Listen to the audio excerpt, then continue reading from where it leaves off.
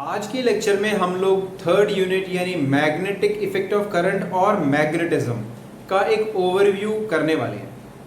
और इस लेक्चर में हम लोग एक ओवरव्यू करने से हमें फ़ायदा क्या होगा, हम लोगों को सभी टॉपिक्स क्लियरली स्टेप वाइज मालूम पड़ जाएंगे, उनके स्पेशल केसेस मालूम पड़ जाएंगे। आप लोगों को एक गाइड मैप की तरह आप पूरे यूनिट की स्टडी कर सकोगे, ठीक है। और जब आप स्टडी करोगे तो कोई टॉपिक छूटेगा नहीं, किस तरीके से लॉजिकली एक दूसरे के साथ वो टॉपिक लिंक्ड हैं इसका आपको आइडिया लग जाएगा। और फिर जब आप पढ़ने बैठोगे तो आपको बड़े कंफर्टेबली आप इस टॉपिक को बिना डरे, मतलब आपको ये फील नहीं होगा कि पता नहीं क्या क्या है इस टॉपिक के अंदर। तो एक ओवरव्यू सा, एक गाइड मैप, एक माइंड मैप आप लोगों को इस लेक्चर में मिलेगा। तो शुरू करते हैं हम लोग unit 3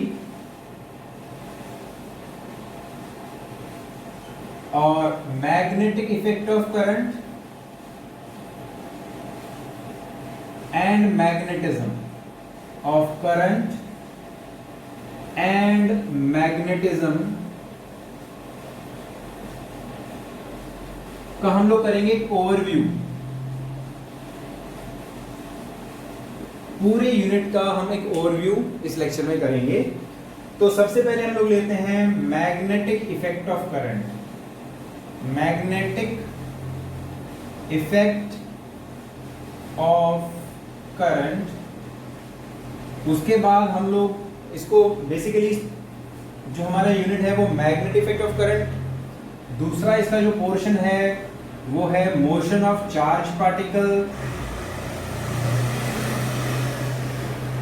motion of charge particle in electric field and magnetic field, in electric field and magnetic field वाला टॉपिक आता है,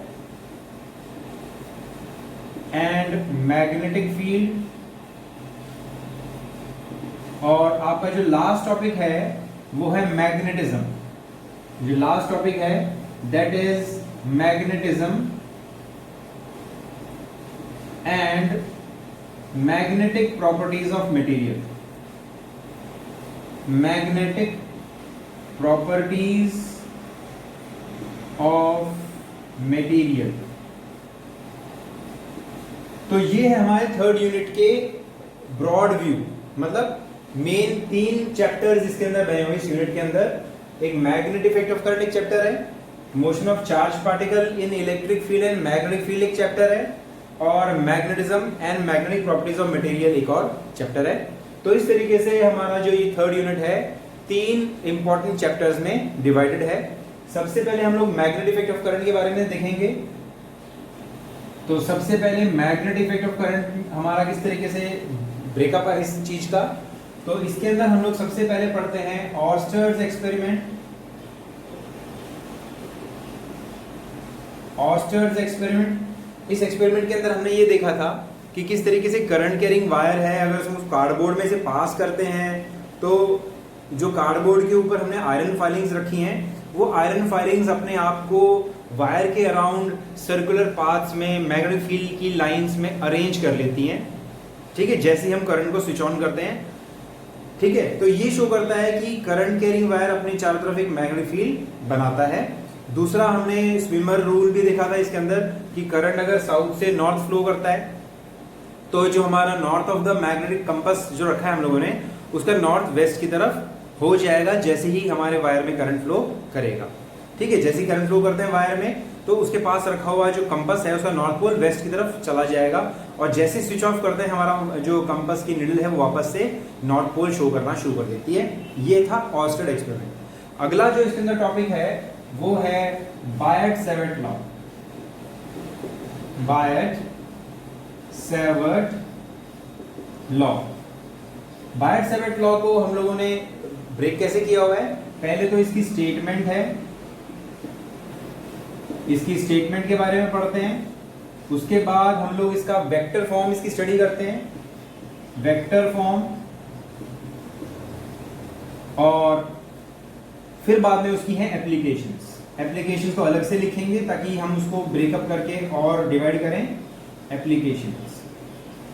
तो स्टेटमेंट क्या बायट-सैवर्ट लॉ की, बायट-सैवर्ट लॉ की statement dB is equal to mu naught IDL sine theta upon 4 pi R square. ठीक है, इससे क्या शो करता है? स्टेटमेंट यही है कि जो मैग्नेटिक फील्ड है वो करंट के लेंथ ऑफ द वायर के प्रोपोर्शनल है and sine of angle between the wire and the line joining point of observation to the wire के बीच में एंगल है, और आर है पॉइंट ऑफ ऑब्जर्वेशन की दूरी हमारे वायर से। वेक्टर फॉर्म में अगर इसको लिखते हैं तो हम ऐसे लिखेंगे dB is equal to mu naught I dl cross r, r vector upon 4 pi r cube.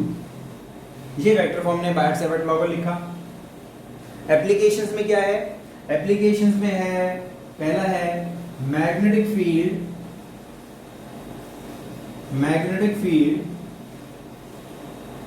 Due to a current carrying loop at its center।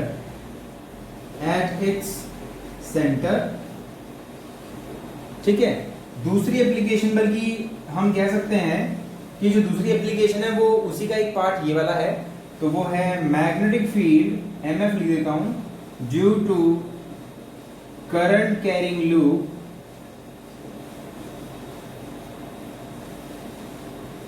on its axis, और इसी की एप्लीकेशन ये भी है, एक स्पेशल केस ये बनता है, इसका स्पेशल केस है ये इसका। दो एप्लीकेशन हमारी बायट-सैवर्ट लॉ की। ठीक है, और स्ट्रेट वायर का जो मैग्नेटिक फील्ड है हम उसको भी कर सकते हैं, लेकिन क्योंकि हमारे सिलेबस में नहीं है इसलिए हम उसको अवॉइड किया हुआ है। तो वैसे मैं लिख देता हूं magnetic field due to a straight long current carrying conductor। ठीक है, तो ये बायट-सैवर्ट लॉ के बारे में हमने सारी बातें करी, और इसमें एक और जो चीज है वो है ampere circuital law. Ampere circuital law. ठीक है, तो मैग्नेटिक इफेक्ट ऑफ करंट, ऑस्टर एक्सपेरिमेंट, बायट-सैवर्ट लॉ के ये सारी चीजें, और ampere circuit law. Ampere circuit law के अंदर क्या है? एम्पियर सर्किट लॉ के अंदर पहला है इसका प्रूफ, बल्कि स्टेटमेंट कह लो। पहला है स्टेटमेंट, फिर है उसका प्रूफ, और फिर है उसकी एप्लीकेशंस। एप्लीकेशंस में क्या क्या करना है?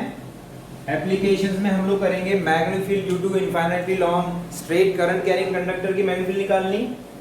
तो एप्लीकेशन में है मैग्नेटिक फील्ड ड्यू टू, इसको मिटा देता हूं इतना हिस्से को ताकि इसको क्लियरली हमें समझ में आ जाए। ठीक है, तो फिलहाल एक बार देख लो लास्ट में, मैं इसको मेरे ख्याल से यहाँ लिख लूँ तो बेटर रहेगा। एम्पियर सर्किट लॉ को मैं इस तरफ ले आता हूँ नीचे की तरफ, ताकि आप लोगों को अच्छे से क्लियर हो। यहाँ ले लेते हैं इसको। ठीक है, तो एप्लीकेशंस में क्या क्या है? एप्लीकेशंस में है magnetic field due to long current carrying conductor,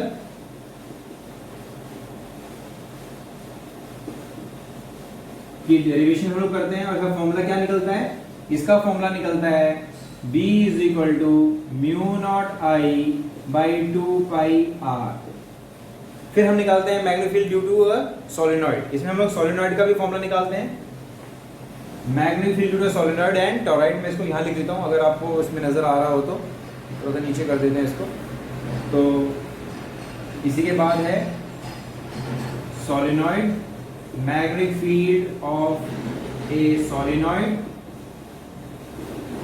and a toroid. ठीक है, और फॉर्मूला लिखें तो magnetic field due to solenoid का फॉर्मूला क्या आएगा? Mu naught N I, toroid का भी म्यू नॉट एन आई। और यहां पर देखो magnetic field due to current carrying loop at its centre का फॉर्मूला क्या आएगा? Mu naught I by 2 R. फिर है magnetic field on the axis, mu naught I A square upon 2 A square plus X square raise power 3/2। ठीक है, magnetic field on the axis of current carrying loop. नजर आ रहा है इसमें? Cut तो नहीं रहा? थोड़ा सा नीचे कर दूं। मुझे लग रहा है थोड़ा कट रहा है। ओके, तो magnetic due to current carrying loop on its axis. तो ये हुआ हमारा मैग्नेटिक इफेक्ट ऑफ करंट का एक ओवरव्यू। 3 पार्ट्स में इसको मैंने ब्रेक किया हुआ है। ऑस्टेल एक्सपेरिमेंट हल्का फुल्का सा एक्सपेरिमेंट है, कोई ज़्यादा मुश्किल चीज़ नहीं है। बायट-सैवर्ट लॉ इंपॉर्टेंट है, स्टेटमेंट और उसकी वेक्टर फॉर्म के अंदर रिलेशन लिखना। एप्लीकेशन बेसिकली 2 ही एप्लीकेशन है, ठीक है। इसका स्पेशल केस ये है, और magnetic due to current carrying loop on its centre and its axis, एक ही चीज़ है, दोनों एक दूसरे से निकल सकती हैं। और दूसरा है magnetic due to straight current carrying wire, ठीक है। ये सिलेबस में नहीं है, लेकिन कंपटीशन वाले बच्चे इसको कर लेते हैं। इसका फॉर्मूला जो निकल के आता है वो होता है जो हमने यहाँ निकाला है, mu naught I by 2 pi R. फिर एम्पियर सर्किट लॉ है हमारा third part. Ampere circuit law काफी इंपॉर्टेंट है, इसकी एप्लीकेशन भी बहुत सारी हैं। तो हम लोग इसकी एप्लीकेशंस में देखा, पहले तो इसके प्रूफ और इसका स्टेटमेंट भी आएगी। इसकी प्रूफ लिख लेते हैं, प्रूफ एंड स्टेटमेंट। स्टेटमेंट आप लोगों को याद होगी, स्टेटमेंट क्या है, dB बल्कि B dot DL is equal to mu naught I, close loop के लिए। ये है हमारी एम्पियर सर्किट लॉ की स्टेटमेंट। तो ये ओवरव्यू है हमारे मैग्नेटिक इफेक्ट ऑफ करंट का। इसमें बायट-सैवर्ट लॉ बेसिकली और एम्पियर सर्किट लॉ, ये 2 ही इंपॉर्टेंट चीजें हैं, बाकी इनकी एप्लीकेशंस है। एम्पियर सर्किट लॉ की एप्लीकेशन सबसे ज्यादा इंपॉर्टेंट है, magnetic due to straight current carrying loop, magnetic due to a solenoid and a toroid. तो ये हुआ हमारा मैग्नेटिक इफेक्ट ऑफ करंट। और कहने की जरूरत नहीं है, इसके कॉन्सेप्चुअल क्वेश्चंस और न्यूमेरिकल्स और बहुत सारे अलग अलग केसेस जो हमने किए हैं वो भी है, लेकिन बेसिक्स में ये सारी चीज हमें करनी है। अगला जो टॉपिक है इसके अंदर मैग्नेटिक इफेक्ट ऑफ करंट के अंदर, वो है motion of charge particle in electric field and magnetic field, यानी सेकंड चैप्टर,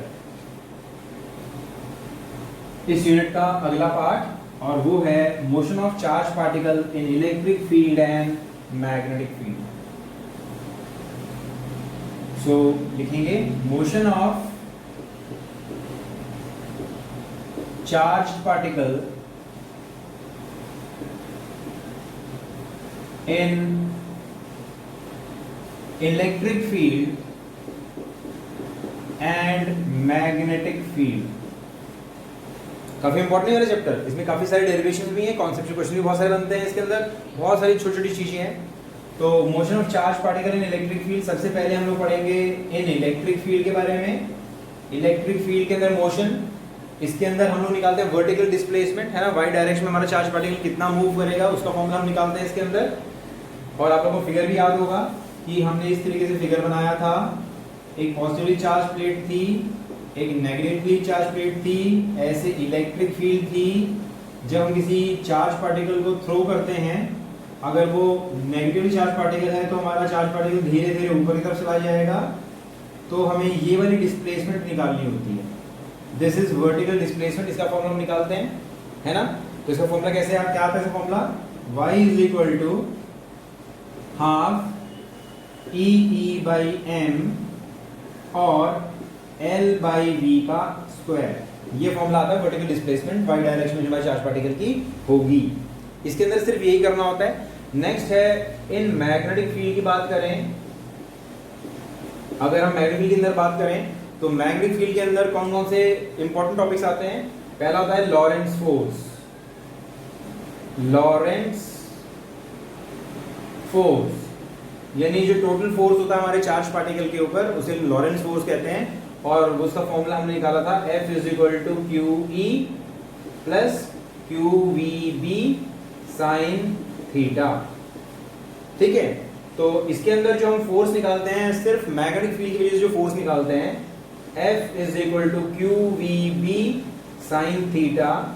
इसके अलग अलग केसेस काफी इंपॉर्टेंट हैं कि जब थीटा 0 डिग्री का होगा और 180 डिग्री का होगा तो हमारे चार्ज पार्टिकल का पाथ कैसा होगा, स्ट्रेट होगा। हम बात कर रहे हैं motion of charge particle in magnetic field. तो जब एंगल 0 डिग्री का और 180 डिग्री का होगा तो particle will move in a straight line. और जब theta is equal to 90 degree का होगा, ये सबसे इंपॉर्टेंट केस है, हमारे चार्ज पार्टिकल का पाथ होगा सर्कुलर। तीसरा जो केस होता है जब थीटा इज हम कह सकते हैं theta is greater than 0 degree and less than और इक्वल टू 90 डिग्री, तब हमारे चार्ज पार्टिकल का पाथ होता है हेलिकल। ठीक है, इसमें इतना सा याद रखने से काफी काम चल जाता है। लेकिन ये वाला जो केस है, इस केस को यूज करके हम लोग radius of the charge particle निकालते हैं। तो radius of the charge particle mv/qb आ जाता है। हम लोग time period of the charge particle निकालते हैं, 2πm/qb आ जाता है। ये दो इंपॉर्टेंट डेरिवेशन इसके अंदर, छोटी छोटी डेरिवेशन इस फॉर्मूले से निकल आती हैं कि जब चार्ज पार्टिकल हम प्रोजेक्ट करते हैं मैग्नेटिक फील्ड के परपेंडिकुलर, तो उसका रेडियस होगा ये और टाइम पीरियड होगा ये। ओके, अच्छा, इसके अंदर ये सारी चीजें हुई। फिर अगला जो पोर्शन है उसके अंदर हम बात करते हैं force on a current carrying conductor. Force on a current carrying, I लिख देते हैं करंट को, carrying conductor in magnetic field. और वो जो फोर्स का फॉर्मूला आता है वो क्या आता है, ILB sin थीटा, है ना, force on a current carrying conductor in magnetic field. अगली जो चीज है इसके अंदर, अगली है force between two current carrying conductors. Force between two current carrying conductors, याद है ना, जिसका फॉर्मूला क्या निकलता है, फॉर्मूला आता है F is equal to mu naught I1 I2 L upon 2 r। ठीक है, ये फॉर्मूला निकाला force between two current carrying conductors. और उसके बाद हम बात करते हैं torque on a current carrying loop in magnetic field. और इसका फॉर्मूला आता है NIAB sin थीटा या NIAB cos अल्फा। और इसको हम लोग ऐसे भी लिख सकते हैं, torque is equal to MB sin theta या torque is equal to M vector cross B vector. इसको अभी अभी हमने यूज भी किया था, इस वाले फॉर्मूले को, है कि नहीं, इस वाले फॉर्मूले को हमने अभी यूज भी किया था। और ये होगा टॉर्क, और इसी की एप्लीकेशन हम लोग करते हैं गैल्वेनोमीटर में। अगला जो टॉपिक है हम कह सकते हैं गैल्वेनोमीटर का है। गैल्वेनोमीटर के अंदर प्रिंसिपल कंस्ट्रक्शन वर्किंग की बात करते हैं हम लोग। ठीक है, इसको मिटाना पड़ेगा थोड़ा सा, चलो यहाँ लिख लेते हैं प्रिंसिपल कंस्ट्रक्शन वर्किंग। ठीक है, गैल्वेनोमीटर प्रिंसिपल कंस्ट्रक्शन वर्किंग। फिर है करंट सेंसिटिविटी, वोल्टेज सेंसिटिविटी की बात करते हैं। फिर हम बात करते हैं conversion of galvanometer into ammeter and voltmeter. So conversion की बात करते हैं, conversion of galvanometer into ammeter and voltmeter. तो मोशन ऑफ चार्ज पार्टिकल हम देख रहे हैं, काफी सारी डेरिवेशन इसके अंदर आ रही हैं, 3-4 डेरिवेशन तो यही हो रही है, रेडियस की, टाइम पीरियड की। अच्छा, इसके अंदर हम एक और स्पेशल केस पढ़ते हैं, साइक्लोट्रॉन भी पढ़ते हैं। इसके अंदर हम लोग साइक्लोट्रॉन भी पढ़ते हैं जो एप्लीकेशन के अंदर आता है। और साइक्लोट्रॉन के अंदर हम लोग बात करते हैं साइक्लोट्रॉन फ्रीक्वेंसी की, उसकी प्रिंसिपल कंस्ट्रक्शन वर्किंग, और मैक्सिमम कितनी एनर्जी हमारा चार्ज पार्टिकल साइक्लोट्रॉन के अंदर गेन कर सकता है, ये सारी बातें हम साइक्लोट्रॉन के अंदर पढ़ते हैं। तो ये ओवरव्यू है motion of charge particle in magnetic field का। ठीक है, अगला जो पोर्शन है हमारा वो है मैग्नेटिज्म। मैग्नेटिज्म की बात करें, जो अभी भी हमने फिनिश किया है मैग्नेटिज्म वाला टॉपिक, उसकी बात करते हैं।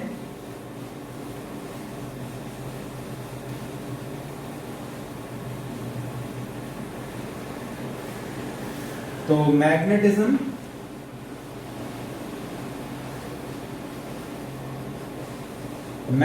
के अंदर सबसे पहले तो हम लोग बात करते हैं प्रॉपर्टीज ऑफ मैग्नेट।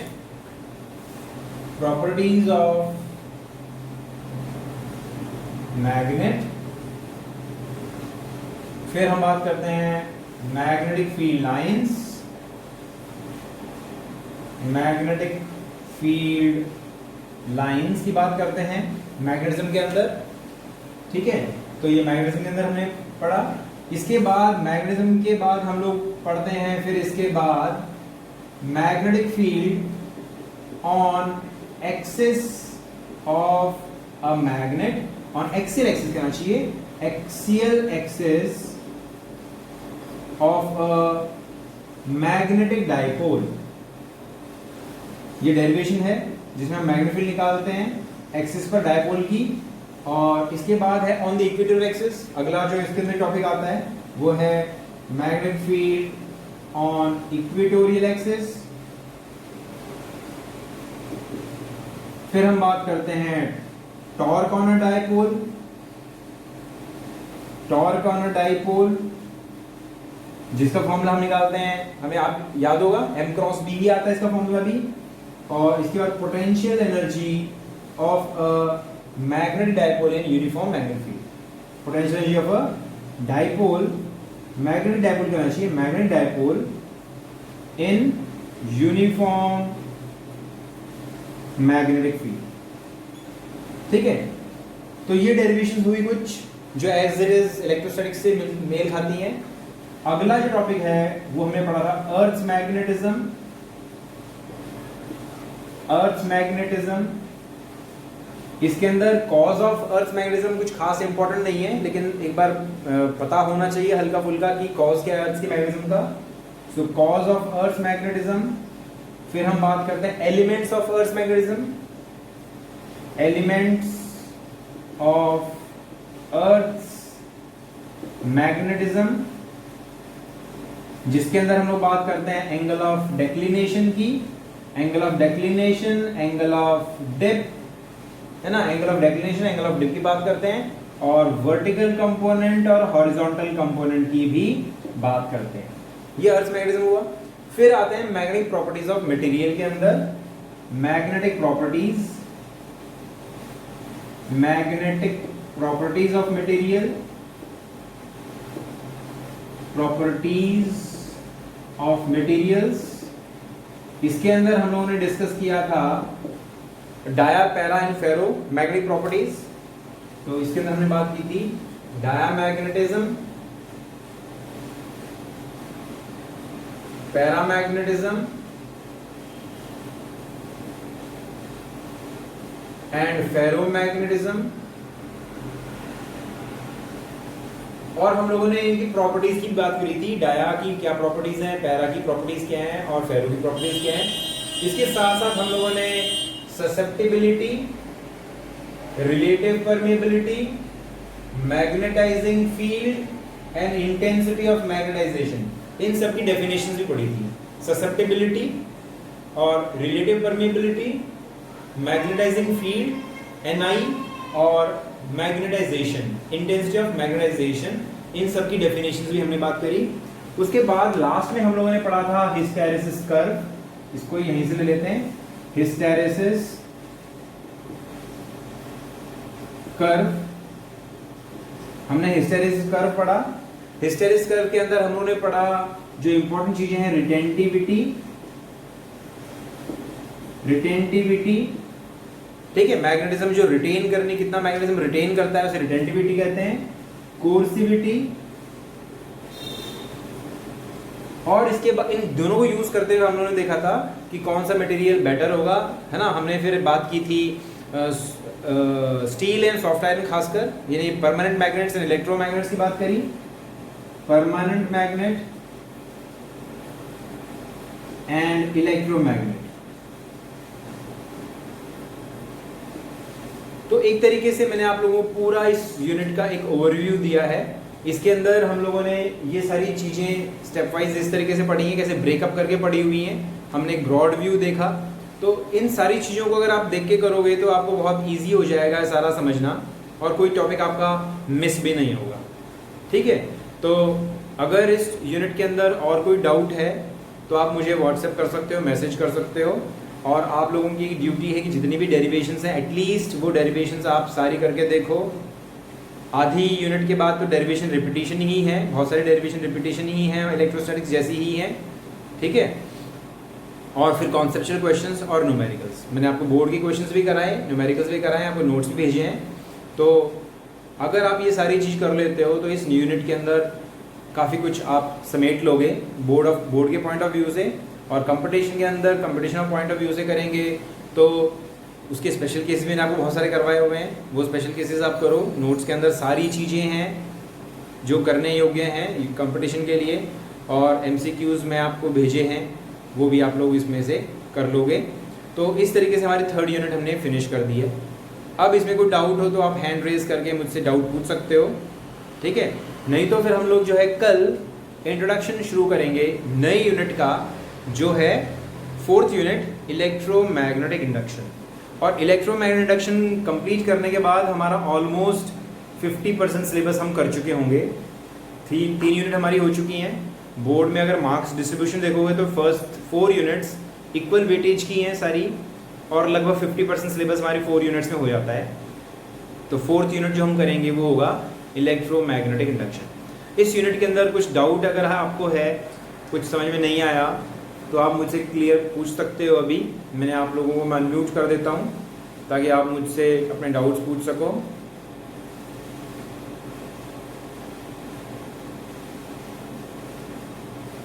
तो कुछ पूछना हो तो पूछ सकते हो, मैंने आप लोगों को अनम्यूट किया है। ओके, पूछ लो।